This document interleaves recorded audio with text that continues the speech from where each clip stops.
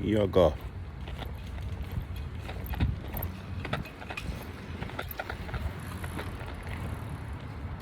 Hold on, that might make noise.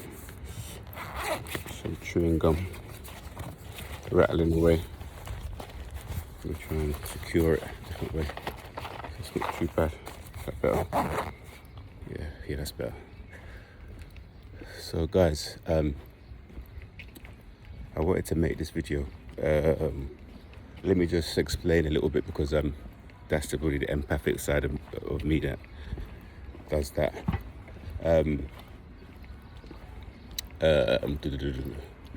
So on my healing journey, I've watched many videos. I still consume people's content, and I'm creating content, and I would advise you to also do the same. I would also say, I heard someone else say this, and I really do believe it. A lot of us would doubt the fact that we can make content. We always second guess ourselves, but if you're only one step further along on your healing journey, that will qualify you to make content. And anyway, you don't need to be qualified to make content. There's many people that are making content who are less qualified than you and have less know-how than you in terms of life experience. In terms of your spiritual awakening, you can be, age is not really a factor here. You can be,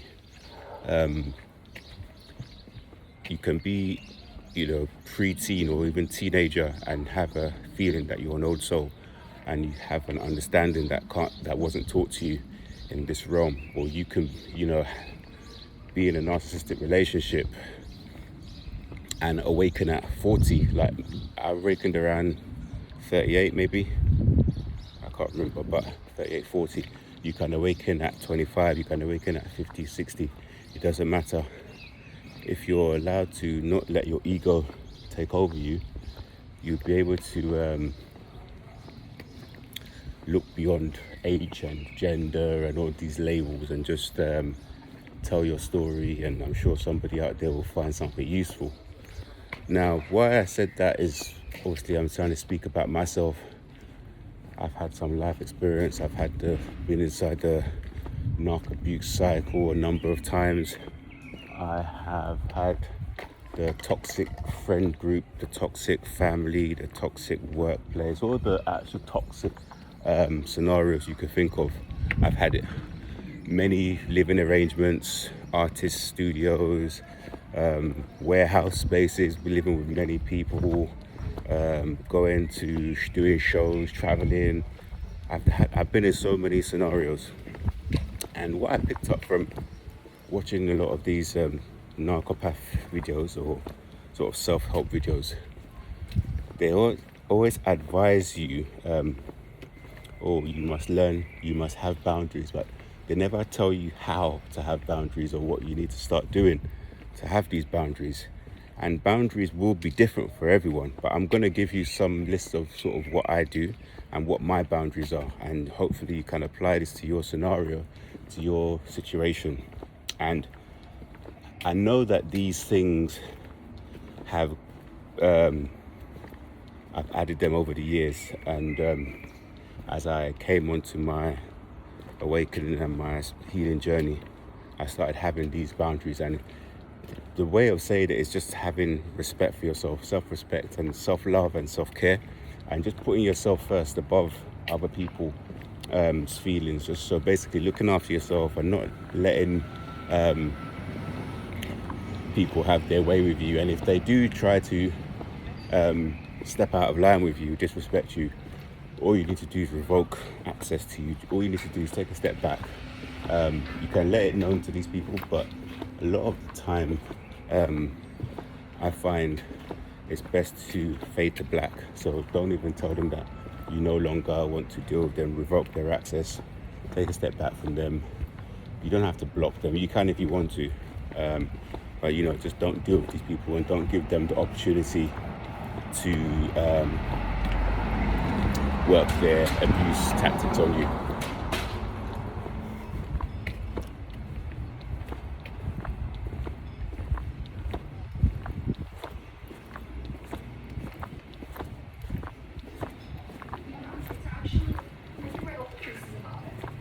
also, I think I spoke about this one before in the past, about how sometimes the answer is so obvious. One thing that when I was in narcopath relationship was that there was a feeling that the narcopath was cheating on me, or there was a feeling that there were certain narcopath dysfunctional friend group people were running behind my back with the narcopath and exchanging information on me. And I remember one state where one narcopath friend, who was a grandiose narc, would ask, do you live with this person? And I said to him I didn't. And as soon as I said that, he got up and left where we were hanging out with all the boys. So I think what happened on that situation was my intuition was saying he wanted to know where I was going afterwards. And the way these narcopaths work is that they don't have to actually stay the whole night somewhere. I think there was an article with Emily Ratajkowski or something, the woman who got divorced, and she was talking about in the cut, saying how she leaves her son with the babysitter, goes to the carousel with a man, and she returns in the morning before her baby wakes up. This is the sort of thing narcs do. They don't, when they get the warm body doesn't have to mean, cuddling, and because they don't deal with intimacy anyway. They can literally get a cab somewhere. I've had this with narcs. Roll around in the sheets, and once the deed is done, they put the underwear on, they're out the door. Phew, quick. So that was a boundary, but I remained with the narc, and I also remained talking to this friend, and the narc was acting very strange the next day also. So there was so much things that was pink flags, red flags, crimson red flags going off, firing off. Yet I still stayed where I was, so I chose to stay. And when you choose to stay, when people do these stuff to you, when they test you and you don't respond, you don't react, it tells them that you're the perfect candidate to be abused. So make sure you're actually sticking to your consequences. Another one would be people turning up to my living space unannounced. This has happened a number of times with family members, with people who claim to be friends, or people that are just checking on me, all this kind of nonsense. Once they do that, they're gone. I've done this to people. They turn up to my flat without, if you really want, you can actually tell the person, don't come back here again without letting me know. And if they do, you're done. But with me, if someone does that even one time, and I've had people do a number of times, I just cut them off. Another one which is very common is side talking disrespect. And what I mean by that is that I had someone, we were watching boxing one time, and when we were watching boxing, this person was like, all the casual fans like you, or you lot are casual fans, you're a casual fan. So for no reason at all, he started devaluing me or putting me down. And saying someone is a casual fan, even if it's true, there was no need for him to categorize me, to label me as someone who doesn't really care or doesn't really watch it as much as they do. But it was just something these people obviously remember, they need to be superior, so they put me down, or devalued me. So once they did that, I had to get rid of them. Another one is how people communicate digitally, so via text messages or email. One big one that they do is, the thumb. You get people who, you make a statement or you say something and they send you a thumb, or they send you one word answers, or they wait a long period of time. So you may message somebody and they message you back, like 8 hours later or 7 hours later. I did this with someone who I was supposed to watch their pet because they were going away. And they knew they could rely on me because I like dogs or whatever. And so I said yes. And then when the time came, they waited like 8 hours to respond to one of my messages. So I just responded and said, look, I'm not doing it, no. Or to the messages that I've written to them. So I turned around and said no. So I pulled back. So you can change your mind also. So guys, when you leave your house, you should, if you're not into prayers and things like that, which I think everyone should be, speaking to divine, speaking to the universe, speaking to source, if you're a chosen one, because you actually have that ability and gift and that connection direct to source. If you're not, you can just visualize yourself and visualize like a golden outline, a golden silhouette or golden bubble, which your body, you're in the middle of it and you walk. And when you're sort of moving around, when you're going outside,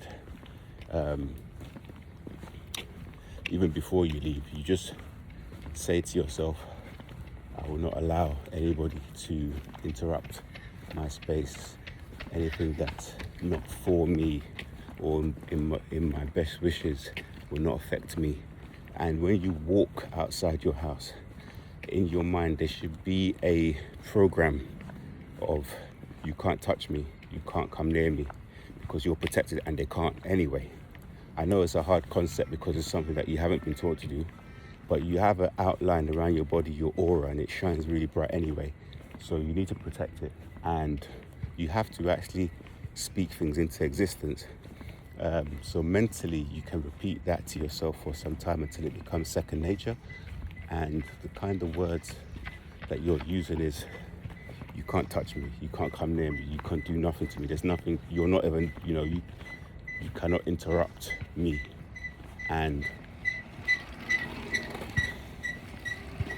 after doing this for some time, it will become natural, where you will naturally give off a spirit, a vibration to not mess with you, to not touch you, to not come around you, all of these things, and also to attract things of the same frequency, vibration as yourself.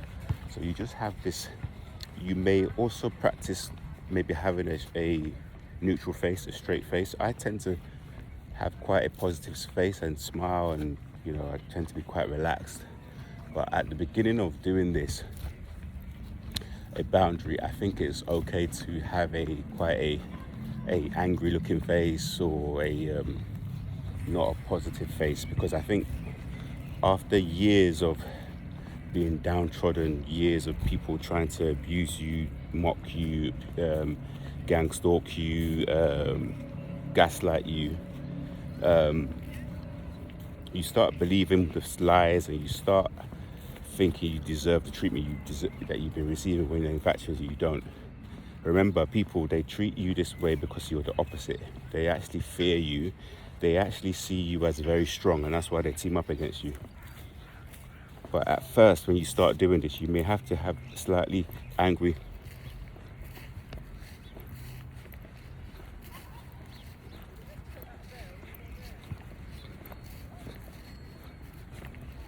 serious face. You have a face that says, the word, I can't say it, that off. You have to have that face for a time. Mean girl, that kind of energy. And telling yourself, you cannot touch me, you can't come near me. You're creating a spiritual boundary. You're creating a spatial boundary. You should already have a spatial boundary as well. I just got the idea. And the spatial boundary should be maybe about an arm's length, half an arm's length. So when you cycle, you're allowed to cycle on the road. You can have a door. You can be out in the road, a door's width from the parked cars. When you're moving around, if people come inside your personal space, it's about an arm's length. So if you could touch someone, maybe they're too close. So you can say, can you stay back? Can you stay away from me? Can you stay back, please? You can say to someone, Can you not come inside my personal space? Or you could even, if you want, remove yourself. You can step back, you can walk away. You can get to a place that feels comfortable. Even safe is fine. But you are safe in your body essentially. But we have to create these rules that people are not allowed to cross, because people nowadays are entitled, they're highly narcissistic, they are very passive aggressive, they are people who want to dominate people and be superior to people. So you have to protect yourself by mentally having a strong sense of self and a strong foundation, spiritually by praying, by speaking things into existence, physically by keeping yourself healthy, fit, doing your exercise, and that helps to clear your mind. And even financially, and the financial will be, try to be independent in your work or how you make money, so you don't have to rely on someone. And if you're not relying on someone, you're not giving them any access to want to chase you for any money, or chase you for they'll try to chase you to interrupt your space or interrupt you. So you give the boundary because you're able to, pay your own bills, pay your own living space. You look after yourself in that way. So I hope that helps. I hope there's been enough there for you. And if you have any ideas, ones that I've missed or ones that you think are good, please go ahead and put it in the comments. And with that, move forward, keep moving forward in a positive way.